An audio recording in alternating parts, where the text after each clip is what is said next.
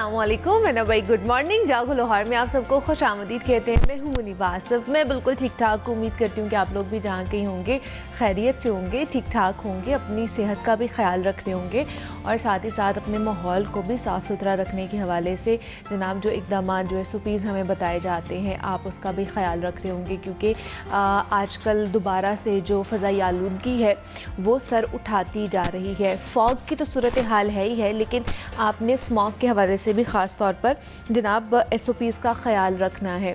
तो अब कुछ बात करते हैं जनाब हमारे इंट्रो के हवाले से कि आज हमने किस चीज़ के ऊपर बात करनी है।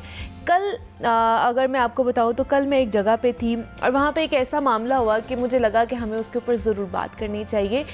शायद कहीं ना कहीं हम भी उससे जुड़े हुए हैं और कहीं ना कहीं अल्लाह इल्मी में हम भी वो चीज़ कर बैठते हैं। आज से 10 साल पहले, 10 से 15 साल पहले तक ना हमारे मुआशरे में जो स्मार्टफोन्स हैं जिनको हम इस्तेमाल कर रहे होते हैं उनका इतना ज़्यादा कह लें कि इस्तेमाल नहीं था और ना ही ज़्यादा वो इतने फेमस थे।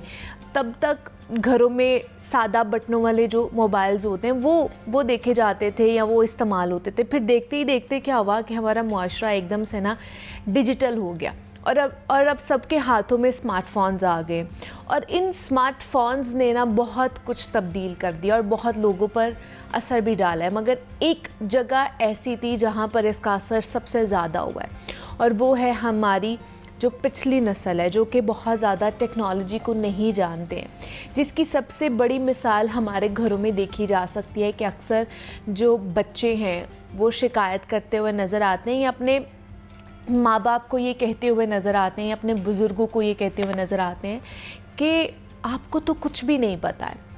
और जदीद टेक्नोलॉजी ने हमारी जो लास्ट कह लें कि जनरेशन है ना, उसके लोगों पर बहुत बड़ा जुल्म ढाया है कि उनको हमारे से मुकम्मल तौर पर काट के रख दिया है। स्मार्टफोन्स की दुनिया में वो दाखिल नहीं हो सके और हम लोग रहते ही स्मार्ट वर्ल्ड में और पीछे जो रह गए हैं वो हमारे प्यारे और हमारे महबूब रिश्ते रह गए हैं और उनको हम ही लोग पीछे नहीं छोड़ सकते।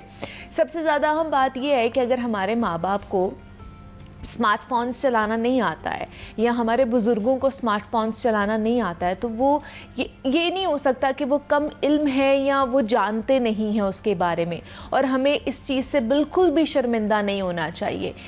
तो उन्होंने हमें पैदा किया है, दिन रात तगदो करके उन्होंने हमारी परवरिश की है, हमें इस काबिल बनाया है कि हम स्मार्टफोन्स यूज़ कर सकते हैं और हमें मुआशरे में रहने के भी काबिल बनाया। अगर हम अपने आप से ये सवाल करें कि क्या हमें ये सब आता था, तो इसका जवाब यकीनी तौर पर होगा कि नहीं आता था, हमने भी सीखा है। तो क्या हम इस बिना पर जाहिल हो गए हैं? Obviously not. तो हम जाहिल हैं और ना ही हमसे पहले की एक नस्ल जिसको स्मार्टफोन्स टेक्नोलॉजी का इस्तेमाल नहीं आता है। हमें चाहिए कि हम अपने माँ बाप का, अपने दादा दादी, अपने नाना नानी का हाथ थामें, उनकी उंगलियाँ पकड़ के उन्हें सिखाएं कि ये है स्मार्टफोन, ऐसे ये काम करता है। क्या वो हाथ जिन्होंने हमारी उंगलियां पकड़ के हमें चलना सिखाया था, हम पर इतना सा भी हक नहीं बनता या कि हम उनको आज की जो टेक्नोलॉजी है, जिद्दत आती जा रही है जिस चीज़ के बारे में, उसके बारे में ज़रा सा उन्हें तारुफ़ करवाएं, उन्हें सिखाएं। तो याद रखें कि अगर हमारे माँ बाप को स्मार्टफोन्स का इस्तेमाल नहीं आता तो ये उनका कसूर नहीं है। फिर ये भी समझें कि अगर उन्हें इन चीज़ों का इस्तेमाल आएगा तो उनकी ज़िंदगी में आसानियाँ पैदा होंगी, वो हमसे जुड़ सकेंगे, हमसे बात कर सकेंगे, अपनी पसंद की चीज़ें देख सकेंगे, उसके ऊपर उनका जो टाइम है वो अच्छे तौर पर कह लें कि प्रोडक्टिविटी में गुजरेगा। वक्त के साथ साथ वो हम आहंगी महसूस करेंगे हमारे साथ। तो इसलिए ये स्मार्टफोन्स नहीं बल्कि हमारे वालिदैन और जो पिछली नस्ल है ना, ये याद रखें कि उनसे जुड़ने का कह लें कि अब एक नया ज़रिया बनता जा रहा है, एक पुल बनाने का ज़रिया है। तो इसलिए इस चीज़ के ऊपर कभी भी शर्मिंदगी नहीं आप लोगों ने फ़ेस करनी कि हमारे बुज़ुर्गों को, हमारे माँ बाप को, हमारे जो घर में रहते हैं बड़े, उनको स्मार्टफोन्स यूज़ करने नहीं आते हैं या जदीद टेक्नोलॉजी का इस्तेमाल नहीं आता। बल्कि ये कहने के बजाय कि आपको कुछ नहीं पता या आपको नहीं आता है, आप उन्हें सिखाएँ, आप उन्हें बताएं कि ये इस तरह इसका यूजेज हो सकता है, इसको इस तरह आप कर सकते हैं। क्योंकि जितना वो उससे हम आहंग होंगे, उसको यूज़ करना आएगा, उतना ही आपका और उनका जो राबता है, आपका रिश्ता है वो मज़बूत होगा। क्योंकि चाहते ना चाहते हुए भी ना ये जो फ़ोन्स है ना, इसके बना पे ही हमारे रिश्ते जो है ना वो ख़त्म भी हो रहे हैं और वो बन भी रहे हैं। तो इसलिए अगर आप चाहते हैं कि आपके जो ये रिश्ते हैं, इतने खूबसूरत रिश्ते हैं, ये ख़त्म ना हो ना, तो अपने बुज़ुर्गों को भी सिखाएं कि ये इसका इस्तेमाल किस तरह करना है। तो ये चीज़ कल मैंने नोट की, तो मैंने सोचा कि क्यों ना इसके बारे में बात की जाए अपने प्रोग्राम में। अभी आगे बढ़ते हैं, हम सेहत के मुतल्लिक बात कर लेते हैं और कहते हैं कि जनाब ग़िज़ा और अद्वियात के मामले में ना हमें बहुत ज़्यादा मोहतात होना चाहिए, एहतियात बरतनी चाहिए। ख़ास तौर पर फ़िश ऑयल की ही आप मिसाल ले लें कि इसके मुतल्लिक हमारे पास बहुत से मिथ्स हैं। कुछ लोग ये कहते हैं कि इसके इस्तेमाल के बहुत ज़्यादा फ़ायदे हैं, तो उसके बरक्स कुछ लोग कहते हैं कि इसके इस्तेमाल से हमारी सेहत मुतासर हो सकती है, नुकसान उठाना पड़ सकता है। और जो हमारे एक्सपर्ट हैं और वो उनके मुताबिक फ़िश ऑयल के जो सप्लीमेंट्स हैं वो हमारी सेहत को काफ़ी फ़ायदा पहुंचा सकते हैं। अब फ़िश ऑयल हमारे ब्लड प्रेशर को मुतदल भी रखता है, यानी कि मेंटेन रखता है, और ब्लड में शुगर की मिकदार को भी नॉर्मल रखने में मदद देता है। और फ़िश ऑयल के इस्तेमाल से ख़वातीन में हमल की जो बहुत सारी पेचीदगियाँ हैं ना वो भी हल हो सकती हैं।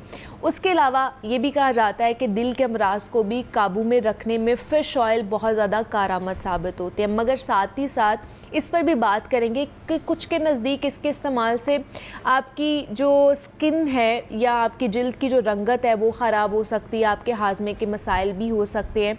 तो फ़िश ऑयल के मुतालिक बहुत सारी चीज़ें हैं जिनको आज हमने डिस्कस करना है, और इस पर बात करने के लिए अमरीन कलीम हमारे साथ स्टूडियोज़ में मौजूद हैं, जो कि क्लिनिकल न्यूट्रिशनिस्ट एंड डाइटिशियन है।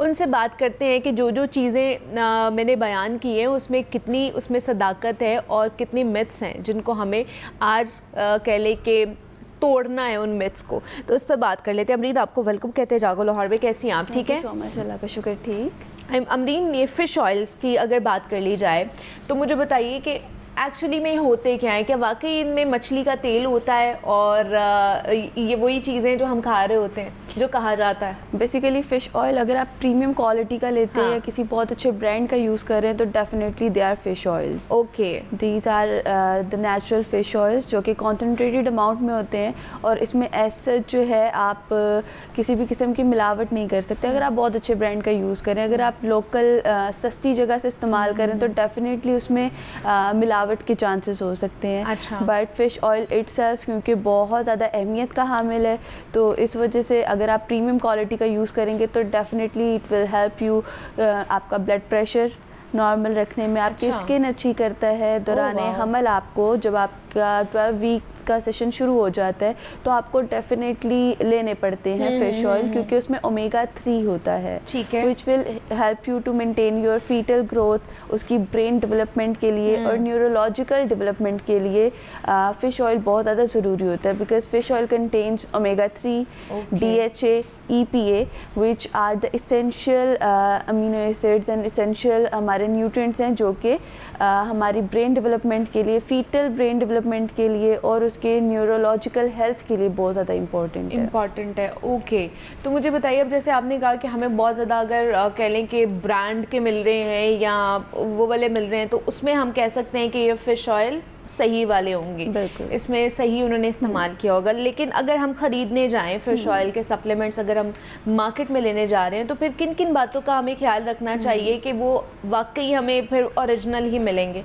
ऐसी कोई उसकी पहचान है? ओके, सो बेसिकली क्या होता है कि हमारे बहुत अच्छे पाकिस्तान में ब्रांड्स ऐसे हैं जो कि एवरीवन नोज, आप उनके रेगुलर बेसिस पे डिफरेंट सप्लीमेंट्स यूज़ कर रहे हैं, दे आर ट्रस्टेड ब्रांड्स और हलाल सर्टिफाइड भी हैं, तो आप उनके जो है ना सप्लीमेंट्स यूज़ कर सकते हैं। आप लो क्वालिटी ये जो 500-600 में मिल जाते हैं, अगर ये वाले आप सप्लीमेंट्स यूज़ करेंगे तो ऑब्वियसली वो आपको फ़िश ऑयल तो नहीं मिलेगा, क्योंकि फ़िश ऑयल की जो प्रोसेसिंग होती है उसके बनने का जो इंडस्ट्रियल लेवल पे होती है वो बहुत ज़्यादा जो है ना बड़े लेवल पे हो रही होती है और बहुत ज़्यादा टाइम कंज्यूमिंग होती है और कॉस्ट इफेक्टिव भी होती है, तो वो एक्सपेंसिव ही होते हैं। अगर आप किसी अच्छे प्रीमियम ब्रांड से लेंगे तो they definitely give you a very good concentrated quality, लेकिन अगर आप नॉर्मल ब्रांड से लेंगे तो हो सकता है उसकी कॉन्सेंट्रेटेड नहीं डाइल्यूटेड क्वांटिटी मिल जाए आपको, क्वालिटी थोड़ी लो हो, उसमें ये होगा कि आपको उस तरीके से उसके इफेक्ट्स नहीं मिलेंगे, उसका फ़ायदा नहीं होगा, फ़ायदा नहीं होगा। तो फिर मुझे बताइए कि किन किन को ये खाना चाहिए? अगर फिश ऑयल की बात कर ली जाए तो किन किन को खाना चाहिए, किस बुनियाद पर हम इसका जो इस्तेमाल है वो अपनी डेली रूटीन में कर सकते हैं? अच्छा, ऐसे है कि बहुत सारे केसेस में जो है ना हमारे जो पेशेंट्स हैं वो शिकायत करते हैं कि हमें फ़िश ऑयल सूट नहीं किया, हमारा ब्लड प्रेशर ज़्यादा हो गया, तेज़ हो गया, और हमें जो है ना वो प्रॉब्लम्स आ रही हैं। वो उस सूरत में आ रही हैं कि आप या तो ब्लड प्रेशर की मेडिकेशंस यूज़ कर रहे हैं, या फिर आप जो है हमारी मोस्ट कॉमन यूज़ होने वाली मेडिसिन एस्प्रिन या ब्रोफेन, इस तरह की मेडिसिन यूज़ कर रहे हैं, या फिर आप जिनको as an herbal medicine use कर रहे हैं। तो बेसिकली फ़िश ऑयल जो है वो इंटरेक्ट कर जाता है इन चीज़ों की वजह से। तो इन केस आप ब्लड प्रेशर की या फिर आप कोई हर्बल मेडिकेशन ले रहे हैं या फिर आप अपने पेन किलर्स ले रहे हैं, तो आप उनके साथ फ़िश ऑयल की कंजम्पशन नहीं करेंगे, वरना वो इवेंचुअली उसका इफ़ेक्ट जो है ना वो एक्सट्रीमली इन्हांस कर देगी और वो आपकी सेहत के लिए मौसर हो सकती है। अच्छा, मतलब अगर आप बीपी के पेशेंट हैं और अगर आप उसकी मेडिकेशन ले रहे हैं तो उसके साथ आप फिश ऑयल का इस्तेमाल नहीं कर सकते हैं। लेकिन जिस तरह मैं बता रही थी कि फिश ऑयल लेने से आपका बीपी भी इवन दो के मेंटेन रहता है और आपको बहुत सारी हार्ट की प्रॉब्लम्स होने से भी बचाता है, तो फिर इस आप बोल रहे हैं कि अगर आप मेडिसिन ले रहे हैं बीपी की तो आपको फिर ये नहीं लेनी चाहिए? Yes, basically fish oil is itself working as a medication. अच्छा, तो आप दो मेडिकेशन इकट्ठे नहीं ले सकते, so you have to take fish oil alone. अगर आप बीपी के मरीज़ हैं तो आप फिश ऑयल सेपरेटली ले लें, अदरवाइज अगर आप मेडिकेशन ले रहे हैं तो फिर आप फिश ऑयल ना लें। So you have to take it alone. और इसके अलावा फिश ऑयल जो है वो बहुत अच्छे तरीके से मज़ीद काम करता है अगर आप उसको विटामिन ई की सप्लीमेंटेशन के साथ। यस, तो जो आपने अगर अच्छे इफ़ेक्ट्स लेने हैं फिश ऑयल के तो आप विटामिन ई और B12 की सप्लीमेंटेशन के साथ लें। अदर देन दिस अगर आप कोई पेन किलर ले रहे हैं या बीपी की मेडिकेशन ले रहे हैं, then you have to avoid fish oil, क्योंकि वो फिर आपकी सेहत के लिए जो है वो मुज़र हो सकता है। अच्छा, फिर आपने नहीं लेना है। अगर आपको मतलब अगर बीपी का बहुत ज़्यादा प्रॉब्लम है और already you are taking medication, तो फिर आपको ये नहीं लेना चाहिए, अदरवाइज आप इसको ले सकते हैं, इसका इस्तेमाल कर सकते हैं जो आपके बीपी के लेवल्स को भी मेंटेन करता है। जिनको हार्ट का प्रॉब्लम है या फिर जिनको डायबिटीज़ है, क्या वो लोग भी ले सकते हैं फिश ऑयल्स के जो सप्लीमेंट्स हैं? अर्ली स्टेजेस पे क्या होता है, जिस तरह I am an healthy individual, you are also an healthy individual, और यहाँ पे हमारे बहुत सारे ऐसे इर्द गिर्द जो है इंडिविजुअल्स पाए जाते हैं जो कि मेडिकेशंस इवेंचुअली अवॉइड करते हैं, वो मेडिकेशंस लेते नहीं हैं, वो नॉर्मली कहते हैं कि ठीक है हम लोग अपनी डाइट कंट्रोल कर लेंगे या हर्ब्स की तरफ चले जाते हैं। So they can definitely, even if they are blood pressure के पेशेंट या फिर डायबिटीज़ के पेशेंट, कोलेस्ट्रॉल के patient, they can freely take fish oil capsules और सप्लीमेंटेशन ऑन रेगुलर बेसिस। लेकिन अगर स्टिल आप पेन किलर्स यूज़ कर रहे हैं, अगर आपने पेन किलर यूज़ की हुई है तो आप जो है 3 से 4 घंटे का गैप देंगे फिश ऑयल लेने में, ताकि इंटरेक्शन के चांसेस हम मिनिमाइज कर सकें। लेकिन अगर आप नॉर्मल हमारी एस्पिरिन या कोई भी पेन किलर नहीं ले रहे, तब आप definitely fish oil freely use कर सकते हैं। तो आपने कोशिश करनी है कि आप जो मेडिकेशन ले रहे हैं आप उसकी इंटरेक्शन चेक कर लें, वारफरिन के साथ, ब्रूफिन के साथ और इस तरह की मेडिकेशंस के साथ अगर आप अपनी फिश ऑयल ले रहे हैं तो दे कैन डेफिनेटली इंटरफेयर और फिर वो आपके एब्जॉर्प्शन में भी प्रॉब्लम करेंगे, आपका ब्लड प्रेशर मजीद इंक्रीज कर सकते हैं या फिर बहुत ज़्यादा लीथल लेवल्स तक जो है वो लो भी कर सकती हैं। तो मुझे ये बताइए कि फिर हमें क्या हम डेली, अगर एक हेल्दी इंडिविजुअल है, अगर मैं अपनी बात करूं तो क्या एक हेल्दी पर्सन जो है वो डेली इसका इंटेक कर सकता है, और अगर करना है तो किस वक्त में करना चाहिए, सुबह दोपहर शाम, कब खाना चाहिए इसको?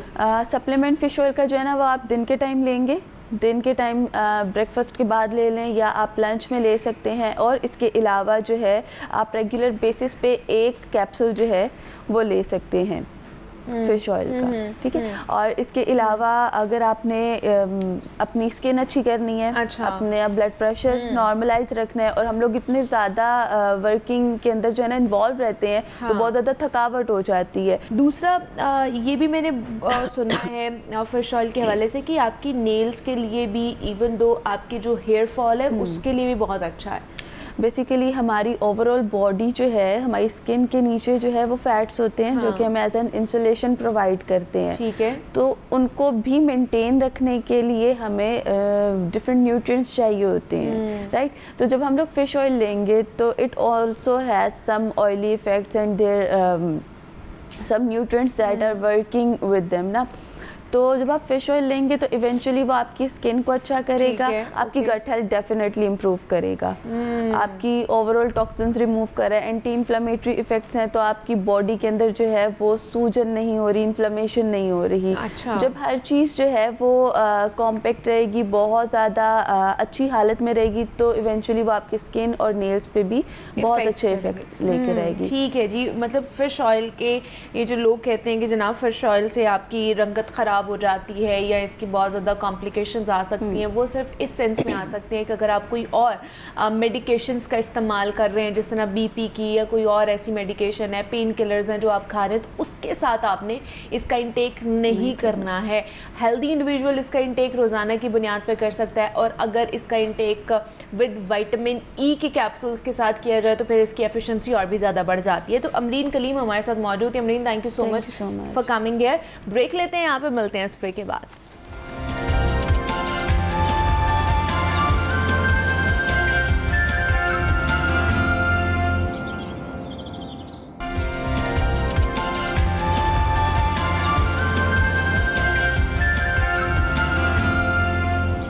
वेलकम बैक टू जागो लाहौर।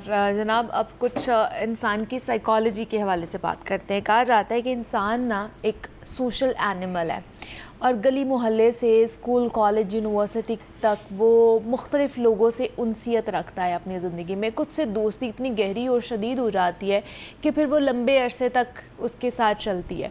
अमली ज़िंदगी में जैसे ही कदम रखते हैं हम, तो बहुत से तौर तरीके बदल जाते हैं। दफातर में दोस्तियाँ कितनी पक्की होती हैं, ये एक बड़ा दिलचस्प मगर हसास मौजू भी है। हम सब ये जानते हैं कि ऑफ़िस में हम दिन का ज़्यादातर वक्त जो है ना वो गुजारते हैं, और वो लोग जिनके कह लें कि दफातर में ही काम कर रहे होते हैं, एक दूसरे के साथ कह लें कि ज़्यादा दोस्ती हो जाती है, और ये वैसी दोस्ती हो जाती है जैसे स्कूल की दोस्ती होती है। लेकिन इसके बरक्स बहुत से लोग कॉर्पोरेट सेक्टर में धोखा खाने के बाद ना उतने ही दिल बर्दाश्ता हो जाते हैं कि वो डिप्रेस्ड कहीं ना कहीं हो जाते हैं कि जनाब उनको धोखा मिल गया है दोस्ती के अंदर, और अपने काम से उनका दिल भी हट जाता है, वो अच्छे तरीके से काम भी नहीं कर पा रहे होते हैं। तो फिर होता ये है कि हमें ये समझना होगा कि ऑफ़िस की दोस्तियाँ और जो ज़ाती ज़िंदगी की दोस्तियाँ हैं ना, वो उनमें फ़र्क होता है। ऑफ़िस में ताल्लुकात बनाना ज़रूरी है, लेकिन हदूद का तयन भी उतना ही अहम होता है। किसी भी बात को दिल पर लेने या हद से ज़्यादा एतमाद करने से बचना चाहिए। तो प्रोफेशनल बाउंड्रीज़ का ख्याल कैसे रखें, ऑफ़िस में वक्त कैसे गुजारना है, या दफ्तर के 8 घंटे आपने कैसे गुजारने हैं, आज हम इसी के ऊपर बात करेंगे। और इस पर बात करने के लिए हमारे साथ काशिफ फराज साहब स्टूडियोज़ में मौजूद हैं, जो कि साइकोलॉजिस्ट हैं। उनसे आपकी मुलाकात कराते हैं। काशिफ साहब, आपको वेलकम कहते हैं जागो लाहौर में। कैसे हैं आप? ठीक है, मैं ठीक ठाक हूँ, thank you very much. Kashif साहब, आप भी कॉर्पोरेट सेक्टर में रहे हैं, और आजकल भी वही सारी चीज़ें चल रही हैं, हम भी ऑफिस में काम कर रहे होते हैं। तो सही कहते हैं कि इंसान जो है ना सोशल एनिमल है, अकेली ज़िंदगी नहीं गुजारी जाती, आप पर्सनल भी हो जाए या फिर प्रोफेशनली भी हो जाए। लेकिन ये जो ऑफिस की दोस्तियाँ और ज़ाती ज़िंदगी की दोस्तियाँ हैं, इसमें कितना फ़र्क है? हाँ, बिल्कुल आपकी बात ठीक है। पहले तो बता दूं दोस्त कहते किसको हैं, दोस्ती का कोई डेफिनेशन भी तो होनी चाहिए ना बात करने से पहले। मैं हमेशा कहता हूं कि ज़िंदगी में तो रिश्ते मिला करते हैं, मगर कुछ रिश्तों में ज़िंदगी मिलती है। क्या बात। दोस्ती वो रिश्ता है जिसके अंदर से ज़िंदगी मिलती है आपको। और अभी आपने इसका दूसरा एस्पेक्ट बयान किया कि वो दोस्ती जिसमें ज़िंदगी नहीं मिलती बल्कि हमें डिप्रेशन मिलता है, परेशानी मिलती है। इसके लिए साइकोलॉजी में एक टर्म यूज़ करते हैं, फ्रेनेमी। फ्रेंड और एनिमी को मिलाकर बनाया गया फ्रेनेमी। ओके। तो इसी वजह से किसी ने कहा था कि मुझे मेरे दुश्मनों से बचने का मसला नहीं, मुझे मेरे दोस्तों से बचाओ। ये फ्रेनेमी के लिए कहा गया था, फ्रेंड्स के लिए नहीं कहा गया था। दोनों में फ़र्क करना बहुत ज़रूरी है। जी। फ्रेनेमी वो लोग हैं जो दोस्तनुमा दुश्मन होते हैं। अच्छा, अब हमारे जो साइकोलॉजी में एक जुमला है, मे बी के आपको अजीब लगे, वो कहते हैं colleagues can never be good friends. Okay. उसकी वजह क्या है? देखिए, आपका और आपके कुलीग का या आपकी कुलीग का इंटरेस्ट क्लैश कर रहा होता कहीं है। ना कहीं मैं भी इसमें अग्री करती हूँ वैसे। वो colleagues होते वो हैं। कलीग्स होते हैं, वो आपके दोस्त नहीं हो सकते हैं। मैं भी ये इस चीज को मैं भी मानती हूँ। इन केस के अगर वो आपके दोस्त हैं भी तो कम से कम उस सेटिंग में नहीं है, उस दफ्तर में नहीं है। उसके बाद आपकी, जैसे आपने कहा कि एक घर है, एक आपका ऑफिस है, तो आपने हदूद का तयन किया है, तो वहां पर तो हो सकता है। जब क्लैश आपका एक दूसरे के साथ प्रॉब्लम आता है ना, तो अब बहुत मुश्किल है कि इंसानी ज़िंदगी के लिए। देखिए, आप कभी जाएं ना गाड़ी का कोई स्पेयर पार्ट लेने के लिए मार्केट में, तो आपको पता है कि आपको सबसे ज़्यादा राइट साइड का मिलता है। जानती हैं वजह क्या है? नफ्सियाती तौर पे इंसान अपने आप को बचाता है। जो भी ड्राइविंग कर रहा होगा, कितना ही बड़ा रिश्ता उसके साथ क्यों ना बैठा हो, पहली सेंस आती है खुद को बचाएं।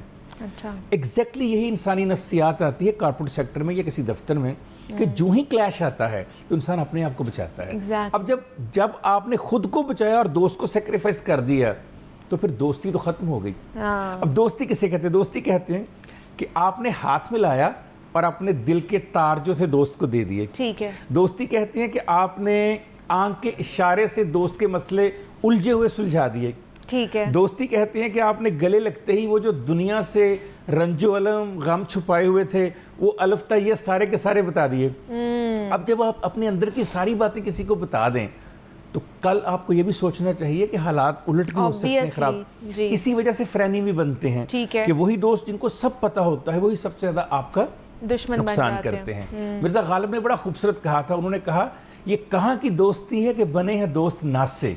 वो नसीहतें करने वालों को भी दोस्त नहीं मानता। अच्छा। ये कहाँ की दोस्ती है कि बने हैं दोस्त नाज से, कोई चारा साज होता है, कोई गम गुसार होता है। दोस्ती तो ये है कि जो भी हालात हो, जो भी परेशानियां हो, वो गम गुसारी करे, वो आपके साथ अच्छा चले, वो आपका ख्याल करे, वो आपको ना बोले किसी भी हालत में। इसी वजह से मौलाना नहजुल बलागा में कहा कि गरीब वो है जिसका दोस्त कोई नहीं। इसलिए कि गुर्बत की डेफिनेशन ये है कि जब आपको किसी चीज की जरूरत है वो ना मिले। दोस्त तो होता ही वो है कि वो आपके आगे लाके रख दे हर चीज वो। सो जो आपने बताया कि डिप्रेशन में चले जाते हैं, उसकी वजह क्या है? देखिए, जब हम दोस्ती को जिंदगी समझ लेते हैं, अच्छा, that is not your life. जिंदगी बहुत वसी है, बहुत खूबसूरत है। उसका एक पार्ट है कि आपका कोई दफ्तर का दोस्त है, male female what ever the cases.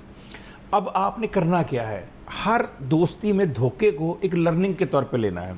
जो ही आप लर्निंग के तौर पर लेंगे, आपको कभी भी उस तरह से फ्रस्ट्रेशन नहीं होगी। ठीक है। नंबर 2, आपने अपने अंदर एक माहिराना जो है ना, जिसको हम स्किल कहते हैं, वो पैदा करनी है कि ये दोस्तियां जो है ये मेरे काम के ऊपर असरअंदाज नहीं हो सकती। यूजुअली हमने देखा है कि बाज़ को हम गप्पों लगाने में, चाय पीने में, यूनिवर्सिटियों में समोसे खाने में इतना बिजी हो जाते हैं, हम ये भूल जाते हैं असल में हम क्या करने आए हैं। जो असल काम होता है किसी भी ऑर्गेनाइजेशन में। देखिए, कॉर्पोरेट सेक्टर क्या है और एक ज़िंदगी क्या है। दोस्ती है, उसको हम कहते हैं लव बिजनेस। और बिजनेस जो है वो एक मॉडल ही बिल्कुल डिफरेंट है, वो है प्रॉफिट बिजनेस। अच्छा, दोस्ती में तो नुकसान उठाना पड़ता है। पहले मैं आपको बताऊं ये लफ्ज बना कहाँ से। 4 लफ्जों से बना, दाल वाव सीन ते। ठीक है। दाल से दयानतदार, अच्छा, वा से वफादार, सीन से सच्चा, ते से ताबेदार। क्या बात है। अब ये जो चारों खूबियां हैं, ये कॉर्पोरेट सेक्टर में इनको वेलकम नहीं किया जाता। अच्छा, कॉर्पोरेट सेक्टर में तो चाहिए कि profit, sigma, and result, fruit क्या है। उनको इस बात से कोई गर्ज नहीं आप कितने अच्छे दोस्त हैं, कितने अच्छे दोस्त हैं, कितने वफादार हैं। उनको एक मशीन चाहिए जो एंड ऑफ द डे उनको इतना प्रॉफिट दे। ट्रू। जो ही आप दोस्ती करते हैं, वक्त उसमें गुजारते हैं, तो उससे क्या नुकसान होता है कि आपने वो जो फ्रूट देना था, आपने जो एंड रिजल्ट देना, आपका जो परफॉर्मेंस है वो खराब हो जाता है, कंप्रोमाइज हो जाती है। सो दोस्तियां तो कॉर्पोरेट सेक्टर में नहीं चलती। हाँ, मुफादात चलते हैं। अच्छा, अगर मेरा मुफाद है तो मुझे उसके साथ दोस्ती इसलिए रखनी है कि मैंने अपने विंग को या जो मेरी ब्रांच है उसकी अच्छी कारकर्दगी है। जैसे हमारे यहाँ पाकिस्तान में टेक्सटाइल सबसे बड़ा यूनिट है। अब टेक्सटाइल में जो 4 या 5 उसकी ब्रांचेस हैं, उसमें एक दूसरे का बड़ा गहरा रिश्ता होता है उनका आपस में। लेकिन उस गहरे रिश्ते को उस वक्त आप गहराई में जाकर दोस्तियां कर सकते हैं जब आपको ये लगे कि मेरी ब्रांच को इस दोस्ती से फायदा होगा, यानी मेरी पर्सनल उसके अंदर फीलिंग नहीं आनी चाहिए। सो अगर तो आप उसको देखेंगे तो आपको कभी दुख और तकलीफ फील नहीं होगा। फिर ये है कि बहुत सारे लोग ऐसे हैं जो दोस्ती को ज़िंदगी समझ के जब डिप्रेशन में जाते हैं तो उनको ये नहीं पता कि हमने डिप्रेशन से वापस कैसे आना। जो आपका सवाल जो था, उसके लिए बहुत ज़रूरी है कि आपको योगा आता हो, उसके लिए ज़रूरी है आपको डीप ब्रीदिंग आती हो, आपके लिए ज़रूरी है आपको हैंड ब्रीदिंग आती हो, उसके लिए ज़रूरी है आपको डायफ्रैग्मेटिक पेट से ब्रीदिंग आती हो, अच्छा, जो आपको रिलैक्स करे। क्योंकि होता क्या है, दोस्ती दो तरह के हार्मोन पैदा करती है। One is called endorphin hormone, जी, second is called dopamine hormone. ठीक है। अच्छा, एंडोर्फिन क्या करता है? एक तजर्बा किया कैटरीना जॉनसन ने। अच्छा। उन्होंने 2 ग्रुप लिए, एक ग्रुप को एक कमरे में रखा, एक ग्रुप को एक कमरे में रखा। सही। दोनों को पेन पैदा करने वाले इंजेक्शन लगाए ताकि उनको बॉडी में दर्द हो। उसके बाद एक कमरे में मार्फिन इंजेक्शन लगाया गया, जो कि आपको तो पेन किलर होता है। दूसरे कमरे में उनके सबसे करीबी दोस्तों को भेजा गया। क्या बात है। देखा गया कि मार्फिन के असरात 5 मिनट बाद शुरू हुए, अच्छा। दोस्तों के असरात पहले सेकंड से शुरू हो गए। तो इसलिए कहा जाता है endorphin is a pain killer, ये आपकी पेन को जो है ना रिड्यूस करता है, कम करता है। अच्छा, अब जब आप दोस्ती छोड़ देते हैं, तोड़ देते हैं, फ्रेनेमी बन जाते हैं, तो सबसे बड़ा मसला क्या होगा? वो जो एंडोर्फिन पैदा हो रहा था उसको देखने से वो खत्म हो गया। तो एक तो जिंदगी की वैसी पेन बड़ी है, दर्द बड़ी है, ऊपर से दोस्ती टूटने की पेन, तो पेन जो है ना वो मल्टीप्लाई हो जाती है, डिप्रेस कर देती है। तो उस वक्त आपको बड़ी जरूरत है सब्स्टिट्यूट की। अच्छा, you need another friend. Why? So that कि एंडोर्फिन तो पैदा करना है आपने। अच्छा, अदरवाइज एंडोर्फिन बड़ा महंगा, ये भी आपको बताऊं मैं। 2 तरह से पैदा होता है, एक्सरसाइज करके। अच्छा, कम से कम 15 मिनट की एक्सरसाइज अगले 24 घंटे के लिए मेरे अंदर इतना एंडोर्फिन पैदा करती है। तो अगर आप फ्रेंडशिप नहीं कर सकते तो फिर आप 15 मिनट एक्सरसाइज कीजिए। दूसरा इससे भी महंगा तरीका है, शॉपिंग। अच्छा, अगर आपके पैसे हैं ना रखिए आप दोस्त, आप जाइए जाके शॉपिंग कीजिए। इसलिए खवातीन जब डिप्रेस्ड होती है शॉपिंग में जाती है। बिल्कुल, मैं यही कहना चाह रहा था कि आप खवातीन को देखिए, जितने भी डिप्रेस हो, आप इतना उनसे वो शॉपिंग पे जाएंगे, ऐसे फ्रेश हो जाएंगे। अच्छा, थकी हो, मतलब मैं घर जाता हूँ तो बात का वाइफ बच्चे हैं तो थक जाती हैं। आप उनको कोई काम कहें वो थकी हुई हैं, काम गिनाएंगी। आप जो ही कहें शॉपिंग, सारी थकावट दूर, सारा काम जीरो, वो तैयार है। और फिर आप थक जाएंगे शॉपिंग करवाते, वो नहीं थकेगी चाहे। तो ये एंडोर्फिन पैदा हो रहा होगा, बार-बार पैदा हो रहा होगा। तो आपको बता दिया कि अगर आपको कहीं धचका लगे फ्रेंडमी की तरफ से, तो आप उसका ऑल्टरनेट क्या कर सकते हैं। अच्छा, बहुत से लोग ऑफिस में जो काम करते हैं, कुछ कह ले कि इंट्रोवर्ट्स होते हैं, कुछ एक्सट्रोवर्ट्स होते हैं। जो एक्सट्रोवर्ट होते हैं, आपको पता है कि उनकी हर किसी से बन रही होती है, सारे उनके दोस्त होते हैं। तो बहुत से लोग कहते हैं जो जिसका बहुत सारे दोस्त है ना, उसका वो किसी के साथ भी नहीं है। बहुत आपने दिल को ना चुभने वाली बात की। एक बहुत पुरानी हकायत है जी। एक बच्चा था, उसके इसी तरह बहुत दोस्त थे। ये मैं अपने बच्चों को भी सुनाता हूँ अक्सर।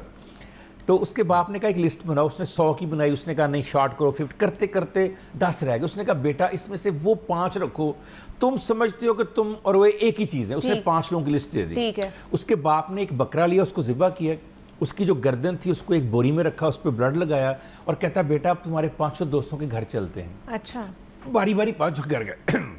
उसने कहा बेटा तुमने बताना ये है कि गलती से मुझसे किसी का कत्ल हो गया। अच्छा। और देखना दोस्त क्या जवाब देते हैं। अच्छा। बच्चा जब पहले दोस्त के घर गया तो जो ही बताया, उसने सबसे पहले तो दरवाज़ा बंद किया। उसने कहा मैं तुम्हें जानता नहीं, तुम कौन हो। अच्छा।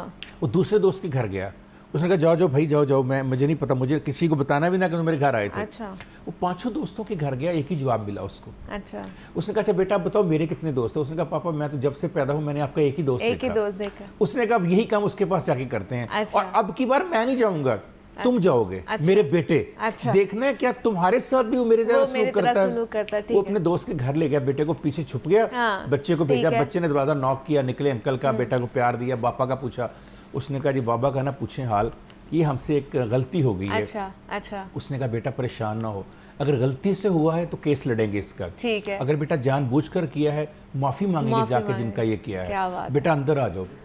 कहने का मतलब ये था कि जो एक बनाओ अच्छा बनाओ। सही है। ये जो इतने दोस्तों की आपने इकट्ठी की होती है, मौज जफर मौज, ये तलकात तो हो सकते हैं, रिलेशनशिप, लेकिन ये दोस्ती नहीं हो सकती, ये मुखलिस दोस्ती नहीं हो सकती आपकी जिंदगी के अंदर। बड़ी खूबसूरत बात की काशिफ साहब। उम्मीद करते हैं कि हमारे जो देखने वाले हैं उनको भी इसमें से कोई ना कोई सबक जरूर मिला होगा। बहुत शुक्रिया काशिफ साहब कि आप यहाँ पर आए। लाहौर शहर के हवाले से बात कर लेते हैं और लाहौरियों के लिए खुशखबरी है मेरे पास कि जनाब ये जो हमारे पासपोर्ट के दफातर में चक्कर लगते रहते हैं और इतना लोड है हमारे पासपोर्ट्स के ऑफिसेस के अंदर कि टाइमली तो एक पासपोर्ट बन ही नहीं रहा और आपको पैसे इतने ज़्यादा देने पड़ते हैं और फिर भी कोई काम नहीं कर रहा है।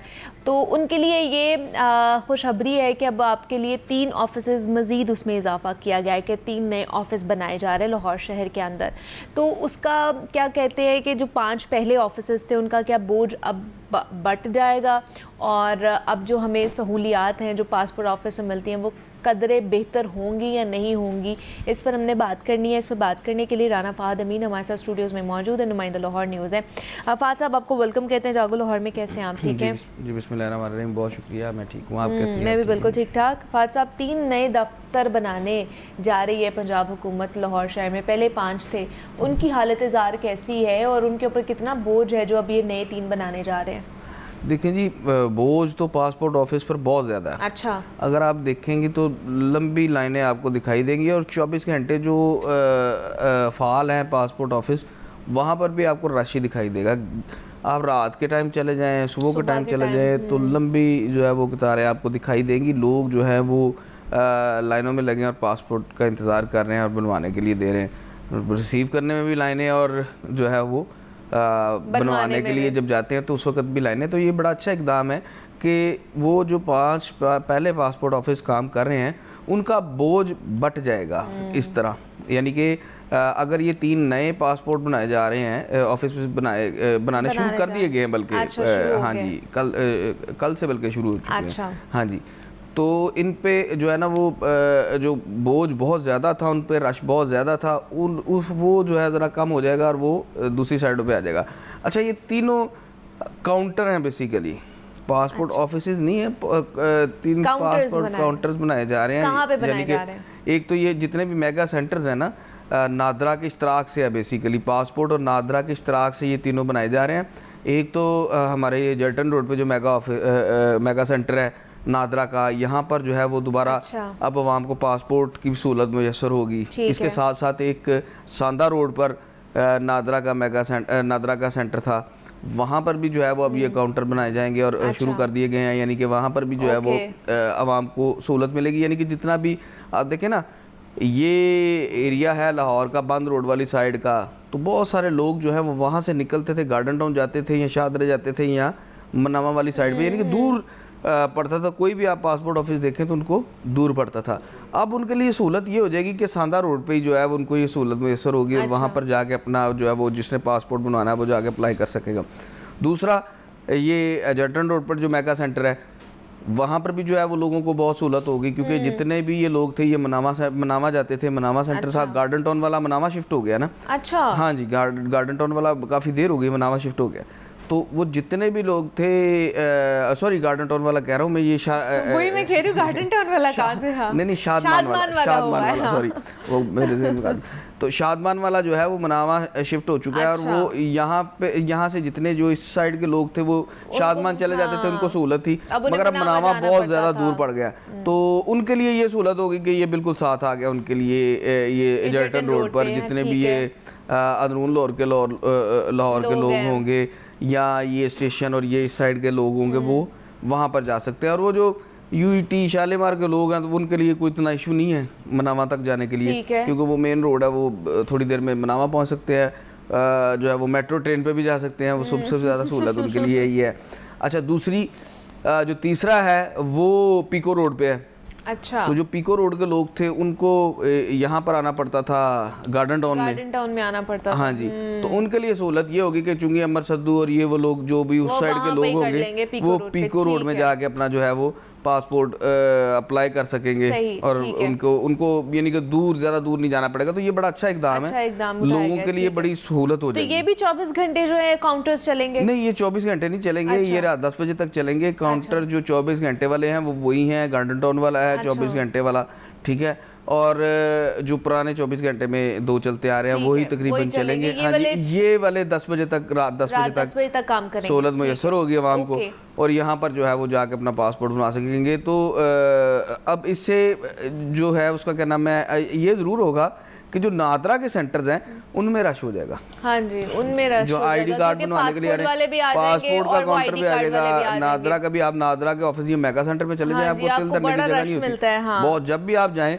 तो आपको कम बेस्ट को 2-3 घंटे 4 घंटे इंतजार करना ही पड़ जाता है। जो है ना वो चल रहा होता है ना 24/7 इसलिए। अच्छा, मुझे ये बताइए, जो पासपोर्ट ऑफिसेस के बाहर हम एजेंट माफिया देखते थे, क्या अब उसका खात्मा हो गया या अभी भी वो लोग हैं? नहीं जी, वो इसी तरह है जैसे लाज़िम व मलज़ूम होते हैं, वो उधर है अभी भी। हाँ जी, वो उनको ख़त्म किया जा ही नहीं सकता। वो पता नहीं कि इदारे हमारे कहाँ हैं, वो हम तो यही समझते हैं कि शायद उनको ख़त्म नहीं किया जा सकता, क्योंकि एजेंट माफिया आप फॉरेन ऑफिस के बाहर आप चले जाएं। चले जाएं पासपोर्ट बनवाने, ऐसे आपके ऊपर हाँ जी। मतलब टूट पड़ेंगे कि हमसे बनवा हाँ लें, जी, जैसे पता नहीं वो क्या। मैं कह रहा हूँ वो मुझे ऐसे लगता है जैसे अंदर महकमे के लोगों ने हाँ, दफ्तर के लोगों ने खुद अपने बंदे रखे हुए हैं कि भाई लोगों को सहूलत देनी है, चाहे पैसे ले लेना और लेके जाके ना, तो ये सिचुएशन दिखाई देती है। आम नॉर्मल बंदा तो यही समझता है कि पता नहीं लोगों के अंदर जो है वो ये पासपोर्ट ऑफिस वालों ने ही बंदे रखे हुए हैं, कभी आवाम को सहूलत देनी है, हम तो शायद ना दे सके, आप पैसे लेके दे देना, पैसे लेके दे दें, ठीक है ना। यानी कि ये मैं जो है ना वो आपको बता रहा हूँ कि इस वक्त सूरत हाल ये है कि आप जिस भी अगर पासपोर्ट ऑफिस के बाहर चले जाएं, ठीक है, ठीक है, उसके बाद फॉरेन ऑफिस के बाहर चले जाएं, आपको लंबी लाइनें दिखाई देंगी, सही, ठीक है। उसके बाद नादरा में चले जाएं, नादरा में बाहर आपको एजेंट माफिया दिखाई देगा। अच्छा। यहाँ पे आपको नादरा में भी है ये? नादरा में भी है। अच्छा। कौन सा ऐसा महकमा जिसमें एजेंट माफिया नहीं दिखाई देगा आपको? नहीं, ठीक है, पासपोर्ट वाले के साथ तो मैंने फेस टू फेस वो चीज देखी है, बाकी का अभी मुझे इतना आइडिया नहीं है। फॉरेन ऑफिस के बाहर आप चले जाएं, फॉरेन ऑफिस के बाद आपको बहुत एजेंट नजर आएंगे और वो उनकी रूट्स होती हैं बेसिकली, सही, उनकी अंदर महकमे तक अंदर वाले जो बैठे हुए ऑफिसर्स वो इन्वॉल्व हैं, तो बाहर माफिया जो है वो काम कर रहा है, एमिनी माफिया काम कर सकता, बिल्कुल। और दूसरी बात ये देखें, इसमें एक मैं हमारे जो तहकीकाती इदारे हैं उनकी मैं FIA की भी बात करूं तो FIA इस मामले में जिम्मेदार है। अच्छा, हाँ जी, FIA का काम है इन एजेंट माफिया को पकड़ना। देखें, पासपोर्ट बनवाने में जितने वो मामलात हो रहे हैं, कश्ती हादसे हो रहे हैं, ठीक है, तो ये रूट तो यही है, पासपोर्ट ही रूट है ना, यहाँ से बन के उसके बाद ही सारे मामलात चलने हैं। सही, तो चले, ठीक है। तो मतलब ये हमें ख़ासतौर पे जो एजेंट माफिया है ना, इसके खात्मे के लिए जो इकदाम है हमें उठाने चाहिए, FIA को उठाने चाहिए, और ख़ासतौर पर जो ज़िले इंतज़ामिया है जो इस हवाले से कह लें कि रिस्पॉन्सिबल है, उसको चीज़ों के हवाले से देखना चाहिए। तो हम बात कर रहे थे कि पासपोर्ट के दफातर जो है उनको मज़ीद बढ़ाया जा रहा है, 3 नए ऑफिसेज़ या काउंटर्स बनाए जा रहे हैं ताकि आवाम को मज़ीद सहूलत दी जाए पासपोर्ट बनवाने के हवाले से। फ़ाद अमीन हमारे साथ मौजूद है। फ़ाद साहब, बहुत शुक्रिया आपके वक्त का कि आप यहाँ पर आए। ब्रेक लेते हैं, यहाँ पे मिलते हैं इस ब्रेक के बाद।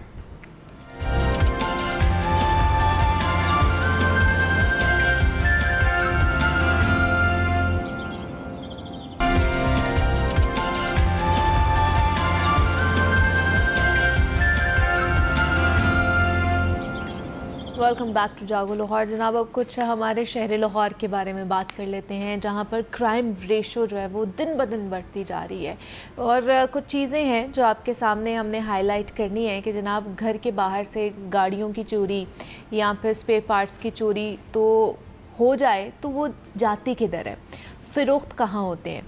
हमारा जो कवानीन सिस्टम है वो मुल्ज़िम को सुधारने की बजाय मुजरिम बनाता है, और क्या ख़राबियाँ हैं उसके अंदर। अभी आपको एक वीडियो भी हम दिखाएंगे कि जनाब गली में ख़ातून के कानों से बालियाँ नोचने का वाक़या पेश आया है कि, और किस तरह वो जो डाकू हैं वो उसके कानों से बालियों को उतार रहे हैं और नोच रहे हैं, उतार भी नहीं रहे, नोच रहे हैं। वो वाक़या, वो फुटेज भी आपको दिखाएंगे और आपको पता चलेगा कि ये मामलात हमारे शहर लाहौर में हो रहे हैं और कहीं नहीं हो रहे हैं। दूसरा, एक और वाक़या पेश आया लाहौर शहर में बाबू साबू में, जहाँ पर पुलिस इंस्पेक्टर का अपने ही कार ख़ास के हाथों कत्ल हुआ है। फिर हमने देखा कि पुलिस मुलाजमीन मंशियात की सप्लाई में भी ख़ुद मुलव्वस होते हैं। अब ये इतनी अफसोसनाक ख़बरें हैं कि जनाब जो हमारे सामने आ रही होती हैं कि हमारे पुलिस वाले ही ख़ुद बॉर्डर पार जो मंशियात की सप्लाई है उसमें मुलव्वस हो रहे होते हैं। तो ये सारी चीज़ों को आज हमने कवर करना है और इसके ऊपर बात कर लेते हैं। तो इस पर बात करने के लिए हमारे साथ स्टूडियोज़ में मुजाहिद शेख साहब मौजूद हैं। मुजाहिद साहब आपको खुशामदीद कहते हैं जागो लाहौर में, और उसके साथ साथ मुदस्सिर हुसैन ने भी हमें ज्वाइन किया। मुदस्सिर, आपको भी खुशामदीद कहते हैं जागो लाहौर में। मुजाहिद साहब, ये क्या मामलात है कि शहर में जराए मनासर और ये जो इतनी रेशो बढ़ती जा रही है, और जिस वीडियो की मैं बात भी कर रही थी, आप ही से बात हो रही थी कि अफसोसनाक चीज़ें हैं, ये हमारा दिल दहल जाता है। तो ये पुलिस कर क्या रही है? देखें, ये इसमें पुलिस क्या कर रही है ये तो एक रोज़ाना की बुनियाद पर उठाए जाने वाला सवाल है, लेकिन जो लोग ये कर रहे हैं हाँ, उसकी वजूहात क्या है। अच्छा। कि हमारी सोसाइटी, हमारा मुआशरा जो है वो किस तरफ जा रहा है।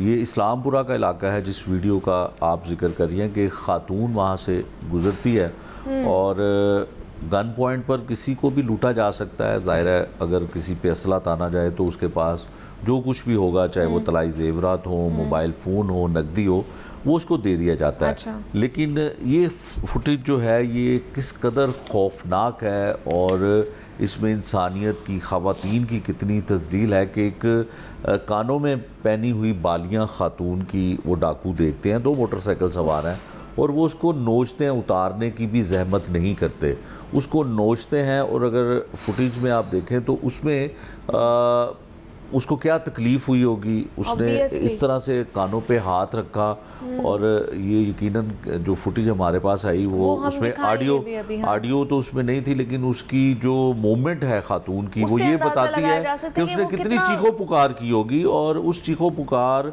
को सुन के भी जाहिर है जो असला, ये फुटेज साथ साथ अब शेख साहब हम चला रहे हैं, इसमें पता चलेगा। बिल्कुल ये आप देखेंगे एक मोहल्ला है जहाँ पे घर के करीब से बहुत सारे घर हैं और एक मोटरसाइकिल पे 2 डाकू जो हैं वो गुजरते हैं। उस खातून को जो है वो पहले तो उसका जो है वो ताकुब करते हैं कि वो खातून ये जो अकेली- ऑलरेडी पहले गुजरे हैं। हाँ जी, बिल्कुल, यही ये है। वो ही हैं। ये और वही हैं जो- इसमें देखें वो खातून अब आ रही है और उसके Oh ये my दोबारा से God. गुजर के उसके Oh my पास से God. गए हैं और अब ये उतर गए हैं और ये देखें नोचने का तरीकाकार और किस तरह से वो इतनी सख्त हाथों के साथ उसने किया और उस खातून ने दोनों हाथ अपने कानों में रखे और खून में लथपथ हो गई है।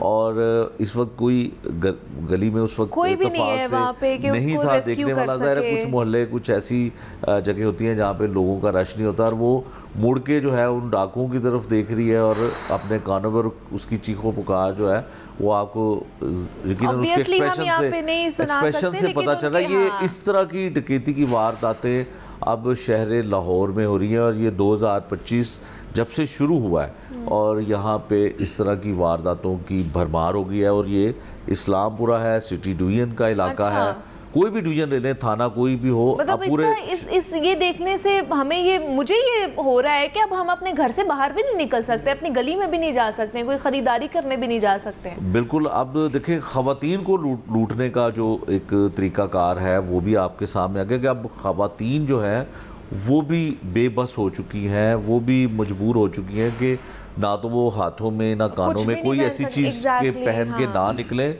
और अब तो लोग, आम लोग जो हैं वो शहरी, वो ये इस बात पे आमादा हो चुके हैं कि अपने पास सस्ता मोबाइल रखें और अपनी जेब में थोड़े से पैसे रखें ताकि आप हर तरह का हो रहा है ना क्राइम। अगर किसी के पास ATM है, किसी के पास क्रेडिट या डेबिट कार्ड है तो डाकू उसको भी साथ लेके जाते हैं, ATM से पैसे निकलवाते हैं, गन पॉइंट पे सारा कुछ उसका जो है। मोबाइल पे अगर आप ऑनलाइन उसको बैंकिंग को यूज़ करते हैं तो वो भी पैसे ट्रांसफ़र हो रहे हैं। हर तरह का कोई क्राइम ऐसा अब नहीं रह गया जिसकी शिद्दत ना बढ़ी हो, जिसमें इजाफा ना हुआ हो। इसमें पुलिस तो चले काफ़ी हद तक कसूरवार है, लेकिन ये देखें कि हमारी सोसाइटी, हमारा मुआशरा, हमारे लोग हम कहाँ किस साइड पे जा रहे हैं। तरफ हम जो है वो जा रहे हैं। जिस तरह आपने अभी जिक्र किया उस पुलिस इंस्पेक्टर का कि उनका कार ख़ास, वो उनका मुंह बोला बेटा था। और देखें अदम बर्दाश्त की ये हालत हद हो हो चुकी गई है है कि एक शख्स उसको अपने पास रखता है, वो मोटर मैकेनिक भी था, घर के काम काज भी उसके कर देता था, तो उसने कोई नारवा सलूक उसके साथ किया। और वैसे तो वो किसी को हक नहीं है कि किसी के साथ कोई नारवा सलूक किया जाए तो उसको कत्ल ही कर दिया जाए। दे रहा था हाँ, और वो बदतमीजी तो करता वो था। उसके साथ होता था और उसका स्टेटमेंट भी जो है वो अब सामने आया है कि उसने उसमें एतराफ़ भी किया। एक वीडियो भी मेरे पास मौजूद है जिसमें वो कहता है कि मुझे और मेरी बहन को जो है वो बहुत ज़्यादा गालियां देते थे जो मेरी बर्दाश्त से बाहर थी। ये स्टेटमेंट उसके जुर्म का कोई वो नहीं है कि उसको तहफ़्फ़ुज़ दिया जाए या कोई इसका जवाज़ नहीं है ये बयान उसका। मैं इस पे ना बात करना चाह रहा हूँ। अब हम तो ये देखते हैं ना कि उस बंदे ने फायर किया, इसके पीछे बहुत बैकग्राउंड, 5 से 7-8 गोलियां लगी। इसके पीछे बहुत बड़ा बैकग्राउंड है। ये जो इंस्पेक्टर न्याजी है ना, हम तो ये देखते हैं ना, उसने इंस्पेक्टर को जो कत्ल कर दिया है सिर्फ गाली देने पे। उस बंदे की नेचर ही ऐसी थी, उससे बड़ी दफ़ा डिसमिस हुआ बदतमीज़ी करने पे। एक होटल पे शेख साहब को पता है कि होटल पे गया था, वहाँ पे भी इसने बदतमीज़ी की होटल मैनेजर से, वहाँ पे जो मुलाजिम थे।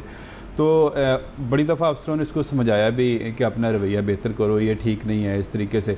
और लेकिन मुदस्सिर उसका ये मतलब तो नहीं है ना कि अगर उसकी नेचर है तो उसको कत्ल कर दिया जाए, उसको गोलियां मार दी ये जाए। चीज़ें अफसरों को देखनी पड़ेंगी। अपने मतहतों को जो गालियाँ देते हैं ना, ये उनके लिए अलमिया है, ठीक है। अब ये नहीं कि ये इंस्पेक्टर है, बहुत से PSP अफसरान शेख साहब उनको जानते हैं जो अपने मतहतों को गालियाँ देते हैं, सरेआम जो है वो मीटिंग में बैठ के जो है वो गालियाँ देते हैं। अब किसी बंदे की आप इज्जत नफ्स को मजरूह करेंगे। एक मुदस्सिर एक पहलू इसमें ये भी है, देखें अगर एक ऐसा गरीब आदमी जो एक पुलिस इंस्पेक्टर का मुलाजिम है और उसको लगता है कि उसका बॉस या उसका जिसके पास वो काम करता है वो उसको गालियाँ देता है, उसका सलूक अच्छा नहीं है, तो वो अगर उसके कानून के मुताबिक अगर कोई कार्रवाई करना चाहे तो क्या उस पर उसको हक हासिल है इस डिपार्टमेंट में, इस सोसाइटी में कि अगर वो एप्लीकेशन देता कि मुझे पुलिस इंस्पेक्टर साहब मुझे और मेरी बहन को गालियां देते हैं, तो क्या कानून ने और मुतलका पुलिस स्टेशन ने क्या करना था? शायद उसके जहन में ऐसा था, बावजूद इसके कि उसने जो कुछ भी किया वो गलत था, उसमें कोई दूसरी राय नहीं है, उसने गलत किया। लेकिन इसका मतलब ये है कि ऐसे शख्स के खिलाफ जो एक पुलिस इंस्पेक्टर भी हो, जिस तरह मुदस्सिर ने बताया कि वो उनको कई मरतबा डिसमिस किया गया, कई मरतबा वो मुअत्तल भी हुए, वो अपनी शायद पावर की भी धूंस जमाते होंगे कहीं जाके इस वजह से। मैं मुनीबा को बताऊं कि शेख साहब ने बात यह है कि अब कोई भी जो मुलाजिम होता है, जो कार ख़ास होता है या कोई भी किसी पुलिस अफसर के जो अर्दली होता है, वो कोई दरख्वास्त दे सकता है, उसकी जुर्रत है कि वो किसी एग्जीक्यूटिव के खिलाफ दरख्वास्त दे सके, वो उठ सके, उसकी जरूरत ही नहीं है। अगर वो इतनी हिम्मत भी करेगा तो उसको उसके खिलाफ पर्चा हो जाएगा, वो अंदर हो जाएगा, उसकी फैमिली को अजियत देंगे, ये मुमकिन नहीं है। और कुछ नहीं होगा तो 9C का पर्चा हो जाएगा जिसमें मंशियात, जिसमें नॉन बेलेबल ऑफेंस है वो मंशियात का, उस पर पर्चा हो जाएगा, सारी जिंदगी वो अंदर रहेगा। वो बात अलग है कि अब पुलिस एहलकारों की तादाद जो है, साबिक पुलिस एहलकारों वो ज़्यादा है। लेकिन ये लोगों को भी इसमें भी दो थ्योरीज हैं PSP अफसरान की ना। एक कहते हैं कि ये ठीक है कि कार इसको डिफेंड करते हैं, ये कहते हैं नहीं हमारे पास कलम की पावर है, हम इनको सज़ा दे सकते हैं, डिसमिस कर सकते हैं, हमें गालियाँ देने की या शॉट करने की, बुरा भला कहने की क्या ज़रूरत है। या फिर वो कहते हैं कि हम गालियाँ तो दे रहे हैं इनकी माँ बहनों को, तो फिर उनका बेचारी को क्या कसूर है। ठीक है, तो ये जो है ना, ये दो थाट्स हैं इस हवाले से। लेकिन कुछ कहते हैं कि जब तक इनको पंजाब का जो कल्चर है ना वो उसके मुताबिक ना चलाएं तब तक जो है ये नहीं हमारी बात नहीं मानते। तो इस वजह से एक DIG भी जो है वो आपको पता है बावलपुर में था, वो उसको भी उसके गनमैन ने जो है वो गोलियां मार के कत्ल कर दिया था।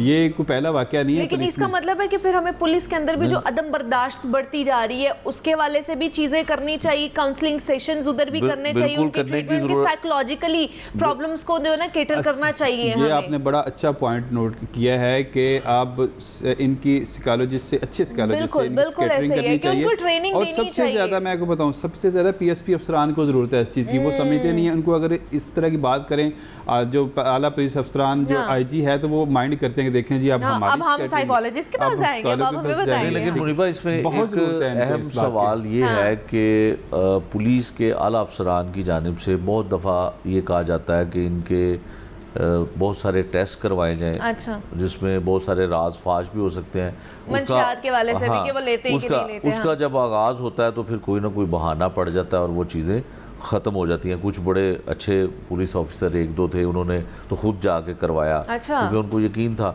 तो उसके बाद जो बाकी लोगों को करवाने की बारी आई तो वो हो गया। अब नफ्सियाती तौर पर कौन मानेगा कि मुझे काउंसलिंग की ज़रूरत है या मुझे कोई ऐसी क्लासेस लेनी चाहिए या ऐसा कोई ट्रीटमेंट करवाना चाहिए? इंडिविजुअली ना ले आप अब इसमें एक और पहलू भी है, लोगों के लिए एक सेशन बना सकते हैं। अब इसमें एक पहलू और भी है कि ना सिर्फ सीनियर अफसरान लोगों को गालियां देते हैं या उनका नारवा सलूक होता है तो वो जवाब में जो मातहत हैं वो मार देते हैं, बल्कि ऐसे भी वाक़यात हुए जो खुद को भी मारते रहे हैं। अच्छा। खुद भी अगर किसी ने डांटा, छुट्टी ना मिली, अच्छा। तो उसने खुद को अपनी सरकारी पिस्टल से या किसी असले से जो है ना उसने अपने आप को मारा। और ये कैंट पुलिस स्टेशन था, डिफेंस ए का थाना था, वहाँ पे ये बहुत साल पहले की बात है, तब ये एक वाक़या पेश आया था। उसको छुट्टी नहीं मिली तो उसके SP ने कहा कि आपको मैंने छुट्टी नहीं देनी है। अच्छा। तो उसको जो है वो फिर उसने दिल बर्दाश्ता होकर गोलियां मार ली, अपने आप को कत्ल वो खुदकुशी कर ली। अब ये भी एक पहलू है। दूसरी बात ये है कि जिसका आपने जिक्र किया है कि मुझे तो ये समझ नहीं आती कि लाहौर पुलिस, पंजाब पुलिस को डिसिप्लिन फोर्स कहा जाता है। जो भी डिसिप्लिन की खिलाफ वर्जी करता है उसको डिसमिस किया जाता है, उसको मुअत्तल किया जाता है।